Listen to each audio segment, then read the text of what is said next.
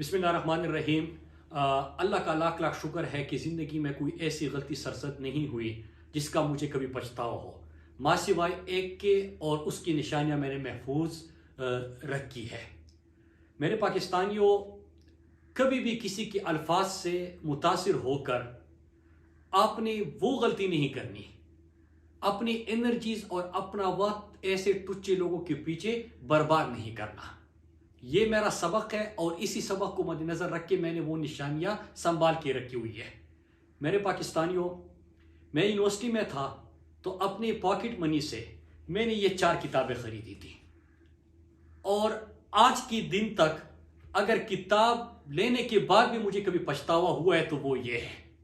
किताबें मैं शौक से पढ़ता हूं, दिल से पढ़ता हूं, अपनी पॉकेट मनी भी उसके ऊपर लगाता था, लेकिन ये दुख है जो कि मेरे ऊपर बहुत भारी है और आज तक मैं इसको फील कर रहा हूं कि टुच्चे लोगों की बातों में आकर मैंने भी उनको सुनने की थोड़ी सी गलती सरजद हुई थी, जिसके ऊपर मैं माजरत खा हूं अपने आप से। फिर उसके बाद मैं आ जाता हूं कि जिनका मयारी सहाफत ही ऐसा हो कि रिटायर अफसरान के चाय में डबोए हुए रस या पापे गिनना, जिनकी सहाफत हो या उनका मयार हो या उनकी वजह शोहरत हो, तो ऐसे लोगों को जवाब देना मैं अपनी तौहीन समझता हूं। लेकिन आज जो मैं आपके सामने बैठा हुआ हूं, मेरे पाकिस्तानियों, आपकी मोहब्बत की वजह से, अपने उन कारकुनान, सपोर्टर्स, वोटर्स की मोहब्बत की वजह से, और जो उनको ख्याल होता है, उनकी दुआएं मेरे साथ होती है, उनके लिए मैंने जो जितना जवाब देना था मैंने दे दिया। समझने वाले समझ गए, बाकी ऐसे टुच्चे लोगों के ऊपर, और इससे मुहज्जब लफ्ज मुझे नहीं आ रहा। मैं आपको ये बताऊं, मैं इसलिए आपको बताऊं कि मैंने कभी किसी को गाली नहीं दी। मैं बात करता हूं दलील से। हाँ, एग्रेसिव हो सकता हूं, मेरे अंदाज से किसी को इख्तिलाफ हो सकता है, लेकिन मैं गाली नहीं देता। लेकिन इससे मुहज्जब लफ्ज इस शख्स के लिए मुझे मेरे पास नहीं था, लिहाजा मैंने इतना जवाब देना था। आप समझ गए होंगे। अब मैं आता हूं मेन पॉइंट पे। देखिए मेरे पाकिस्तानियों, आपको याद होगा कि जब ये रिजीम चेंज ऑपरेशन हुआ तो मैंने आपको पहले से बता दिया, मैं कोई पेशन गोई नहीं कर रहा था, मैं कोई हालात आपके सामने प्रिडिक्ट नहीं कर रहा था, लेकिन जो कमिटमेंट्स हुई थी, जिस तरह रिजीम चेंज ऑपरेशन डिजाइन हुआ था, और फिर मैंने आपको कहा था कि पाकिस्तान में एक दफा फिर किसी की जंग लाई जा रही है, पाकिस्तानियों को ईंधन बनाया जाएगा। गिलगित बल्तिस्तान का मैंने नाम लिया था जो कि सीपेक का दरवाजा है। मैंने बलूचिस्तान और गवादर का नाम आपके सामने लिया था। मैंने जमशुद दाजला और खैबर पुख्तनख्वा की मिसाल दी थी, और आपने देखा भी कि पाकिस्तान में अमन व अमान की सूरत हाल किस तरह बिगड़ी। फिर पाकिस्तान की मईशत का हमने कहा था कि किस तरह पाकिस्तान अल्लाह ना करे दिवालिया होने की तरफ जाएगा। यह भी आपके सामने मैंने बात की थी।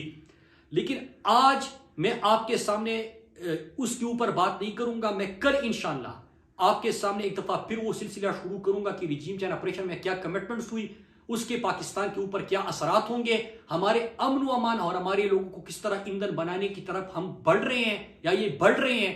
वो तमाम चीजें और जो सीक्वेंस ऑफ इवेंट्स है अप्रैल के बाद, वो मैं कल आपके सामने रखूंगा। आज मैं आपसे बात करूंगा अरशद शरीफ शहीद के हवाले से।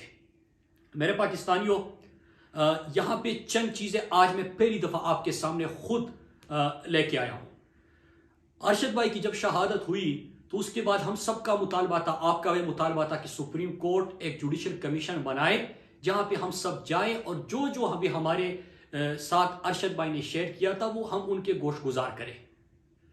उससे पहले हुकूमत पाकिस्तान फैक्ट फाइंडिंग कमेटी बनाती है, और फैक्ट फाइंडिंग कमेटी जब बनती है तो उसमें मुझे भी बुलाया जाता है।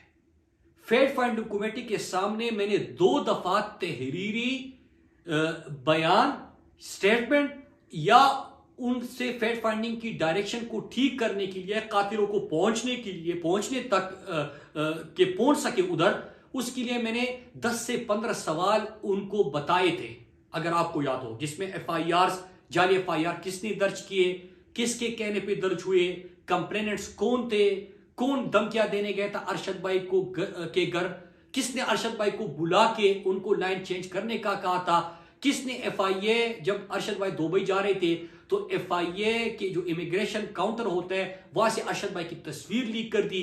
दुबई किसको भेजा गया, अरशद को धमकियां दी गई, अरशद भाई को मजबूर किया गया दुबई से निकलने के लिए। ये तमाम सवाल मैंने पूछे थे और मैं आपको बताता चलूं मेरे पाकिस्तानियों कि जो फैक्ट फाइंडिंग कमेटी की रिपोर्ट आई है उसमें दो चीजें, सिर्फ दो सवालों के जवाब उन्होंने ढूंढने की जब कोशिश की है तो आपके सामने क्या आया कि दुबई अरशद भाई का वीजा एक्सपायर नहीं हुआ था, जिस तरह अरशद भाई का जनाजा पड़ा हुआ है और इधर प्रेस कॉन्फ्रेंस की जाती है और पूरे पाकिस्तान में बयानी की जंग शुरू की जाती है कि अरशद भाई का वीजा एक्सपायर हो गया था, ये दो झूठ बोल रहे हैं कि अरशद को निकलवाया गया। वो चीज उनकी वो प्रेस कॉन्फ्रेंस गलत साबित हो जाती है और अरशद भाई को जबरदस्ती दुबई से निकलवाया गया था ताकतवर शख्सियात के कहने पे, जो कि वो उन्होंने उसका जिक्र नहीं किया, लेकिन ये जरूर कहा कि अरशद भाई को निकलवाया गया था। ये फैक्ट फाइंडिंग कमेटी में चीज सामने आ गई। दूसरा कि किसने जाली FIR किए थे, हम बार बार पूछ रहे थे। एक मेमन गोट तो थाने का SHO, एक FIR का सिर्फ, जब उनको बुलाया गया तो उन्होंने कहा कि फला इदारे के ऑफिसर्स हमें बुलाया था, वो बैठे हुए थे, उन्होंने हमें कहा था FIR दर्ज करने के लिए, तो वो चीज भी एक्सपोज हो गई। तो अभी उस वक्त मैंने जो सवाल दिए थे उसी के ऊपर जो भी जवाब ढूंढने की कोशिश की गई है वो आप कातिलों तक या धमकियां देने वालों तक, उन तक आप पहुंच चुके या आगे बढ़ चुके। तो ये एक फैक्ट फाइंडिंग कमेटी की बात हुई। दूसरा JIT, जब सुप्रीम कोर्ट के हुक्म पे JIT बनी और जब JIT बन रही थी, मैं आपको ये बताऊं कि मुझे सुप्रीम कोर्ट ने बुलाया नहीं था, मैं खुद से सुप्रीम कोर्ट गया क्योंकि मेरा भाई अरशद भाई, हम सब पाकिस्तानियों की आवाज, पाकिस्तानियों की दिलों की आवाज, नजरिया पाकिस्तान के ऊपर साबित कदमी से खड़ा होने वाला, पाकिस्तान का बयान या दुनिया तक पहुंचाने वाला, शहीदों का वारिस और हर गरीब, हर मजदूर, हर कानून को मानने वाले, आइन को मानने वाले, उनकी लिए खड़ा होने वाला, उनके साथ देने वाला अरशद भाई की बात है। तो मैं सुप्रीम कोर्ट खुद गया। वहां पे जब JIT बनाई गई तो JIT ने मुझे बुलाया और मैं आपको यह बताता चलूं कि यहां पे बात होती है कि मुराद सईद को बुलाया तो मुराद सईद नहीं गया। झूठ, सफेद झूठ। और ये झूठ कौन फैला रहा है मैं आज आपके सामने वो भी बता रहता हूं। JIT के सामने न मैं सिर्फ पेश हुआ बल्कि मैं 2 दफा JIT के सामने पेश हुआ। एक दफा जब मैं गया वहां पे काशिफ अब्बासी साहब, आदिल राजा जो अरशद भाई के प्रोड्यूसर थे, उनको भी बुलाया गया था, उनसे भी मेरी वहां पे मुलाकात हुई। JIT के सामने जब मैं दूसरी दफा पेश हुआ तो मैंने तहरीरी जो भी अरशद भाई ने मुझे खदशात या अरशद भाई ने अपने खतरात उसका जिक्र किया था, वो मैंने अपने तहरीरी बयान में वो दर्ज कर दिए हैं उसी तरह जिस तरह अरशद भाई ने मुझे बताया था, और हर सफ़े के ऊपर मेरा दस्तखत भी मौजूद है। लेकिन एडिशनली मैं आपको ये भी बता दूं कि न सिर्फ मैंने वो सब कुछ लिख के तहरीर करके दस्तखत करके दे दिया है जो अरशद भाई ने खतरात या खदशात का इजहार किया था, बल्कि मैंने साथ में कुछ सवाल उसी तरह पूछे जिस तरह मैंने फैक्ट फाइंडिंग कमेटी के सामने रखे थे कि अगर आप कातिलों तक पहुंचना चाहते तो आप बेसिक्स इन चीजों के ऊपर काम करें। सिर्फ 2 सवालों के ऊपर काम हुआ और आपके सामने कितने हकायक सामने आ गई। इसी तरह मैंने JIT के सामने भी रखे हैं। अब सवाल यह होता है कि जब ये तमाम चीजें मैं कर रहा हूं तो मैं इसका जिक्र क्यों नहीं कर रहा। ये जो रोज कहते हैं कि मुराद सईद को बुलाया, मुराद सईद पता नहीं क्या, अब मैं आपको जवाब दूं, मैं मीडिया नहीं कर रहा। अरशद भाई मेरे लिए पॉलिटिक्स नहीं है, अरशद मेरे लिए बयानी की कोई जंग नहीं है। अरशद के साथ मेरा ताल्लुक, मेरी दोस्ती, मेरा रिश्ता बहुत बढ़कर है। वो मेरे घर का फर्द था, मेरे लिए उनसे बढ़कर था। मैं इतना बेहिस नहीं हूं कि जनाजा पड़ा हुआ है और यहां पे बेहिस लोग प्रेस कॉन्फ्रेंस करे उसके ऊपर। वो बंदा उसके दोस्त बनने की कोशिश करे, टीवी पे आए, जिसके साथ अरशद भाई ने कभी बात नहीं की होगी। अरशद तो इज्जत सबको देता था जो भी उसके पास आता था, लेकिन अरशद बिलीव नहीं करता था। फिर इसके साथ मैं एक और चीज भी आपको बताऊं कि मैंने जो कुछ भी था वो वहां पे अपने बयान में दर्ज कर दिया जो अरशद भाई ने बता दिया था। और इसके बाद 2-3 चीजें मैं आखिर में कुछ सवाल छोड़ के जा रहा हूं, वो ये कि जो लोग ये बयानिया बना रहे हैं, हम सबको पता है, मुझे तो खास तौर पे पता है, जिनको खौफ है कि जो 2 सवाल मैंने फैक्ट फाइंडिंग कमेटी को 10-15 सवाल दिए थे, 2 के जवाब उन्होंने ढूंढ लिए, कौन उससे एक्सपोज हो गया। तो जो एक्सपोज हो गया ना, तो उसको खौफ है, तो जिसको खौफ है तो वो ये प्रोपेगेंडे कर रहा है। फिर दूसरी बात ये कि अभी मैंने JIT के सामने तहरीरी बयान दिया है, उसमें मैंने वो कुछ लिखा है जो अरशद भाई ने बताया था, और अरशद भाई ने जिस तरह बताया मैंने उसी तरह दर्ज कर दिया। तो क्या आपको उसी का खौफ है कि उसके बाद JIT में क्या होगा या सुप्रीम कोर्ट में क्या होगा? इन चीजों का खौफ है, इसलिए आप ये बयानी की और इस तरह प्रोपेगेंडे करने की कोशिश शुरू कर देते हैं। और एक आखिर में मैं एक सवाल छोड़ के जा रहा हूं, अपने जो पाकिस्तान के हमारे इदारे हैं जिनका नाम लेके ऐसे टुच्चे लोग रोजाना उनके तर्जुमान बन के कहते हैं कि हमें इदारे ने बताया कि मुराद सईद जब वजीर था तो ये सस्ती सड़कों का जिक्र करता था कि हमने सड़कें सस्ती बनाई, माजी में महंगी बनती थी तो फला मुल्क नाराज होता था या फला बंदा नाराज होता था या इदारा इससे नाराज होता था, और इस तरह की लंबी कहानियां वो गाड़ लेते हैं। तो मैं सवाल आज पूछ रहा हूं कि क्या ये आपके तर्जुमान है? आपने इनको ये कहानियां बता के बुला के अपने तर्जुमानी का टास्क दिया हुआ है? और ऐसे एक बंदा नहीं है, जो लोग आपसे मिलते हैं, जो चाय में रस डबो डबो के वो आपके गिनते रहते हैं, तो वही लोग आके फिर ये बातें शुरू कर देते हैं। तो आप वजाहत करें कि क्या ये आपके कहने पे हो रहा है? अगर आपके कहने पे हो रहा है तो कल बैठ के मैं इसकी तफसीली जवाब आपको दे दूंगा। और या एक और काम करें, अगर आपकी जबानी है तो आप खुल के सामने आ जाए, आप बात कर ले, फिर मैं आपको जवाब देता हूं।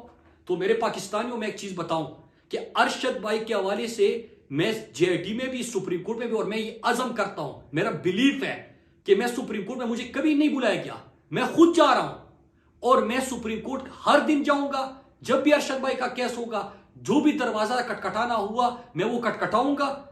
जिसको भी इन चीजों से खौफ है और ये इधर उधर की बातें कर रहे हैं और तवज्जो हटाने की कोशिश कर रहे हैं, उनको नाकामी होगी। मैं आखिर दम तक लेके जाऊंगा। जिसने अरशद भाई, मेरा ईमान है, मैं रोज कहता हूं कि जिसने अरशद भाई के ऊपर जमीन तंग कर दी थी, अल्लाह की जमीन तंग कर दी थी, अल्लाह की जमीन पे उसको जगह नहीं मिलेगी, वो इबरत का निशान बनेंगे। जिसने अरशद भाई के लिए खून हक किया हुआ है, उनको अल्लाह इबरत का निशान बनाएगा और इंशाअल्लाह इंसाफ होगा।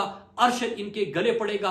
अरशद आज भी जिंदा है, अरशद का नजरिया जिंदा है, अरशद के चाहने वाले जिंदा है, और हम ये मुकदमा लड़ते रहेंगे। और आखिर एक चीज और, ये जो स्वात फाटा मलाकड़ बलूचिस्तान में हो रहा है, मैं रोजाना की बुनियाद पर यह सिलसिला जारी करूंगा, आपसे बात करूंगा। और इसके अलावा मैं ये भी बताता चलूं कि जो ये जिनको ये खौफ है, तो मीडिया चैनल्स को भी बताता हूं, और इनके जो इस तरह टुच्चे आ जाते हैं सामने कि हिम्मत है ना तो मेरी तकरीर, मैं तो पिछले एक महीने में 25-30 तकरीरें कर चुका हूं, चलाओ ना। क्यों आप लोगों के की काम पे टांग जाती है? हिम्मत पैदा करे। खुद मैं, मुराद सईद खड़ा है, अपने लोगों के लिए खड़ा था, और मैंने अपने लोगों की जिस तरह नुमाइंदगी की है पाकिस्तान की तारीख में, उसकी मिसाल नहीं मिलती।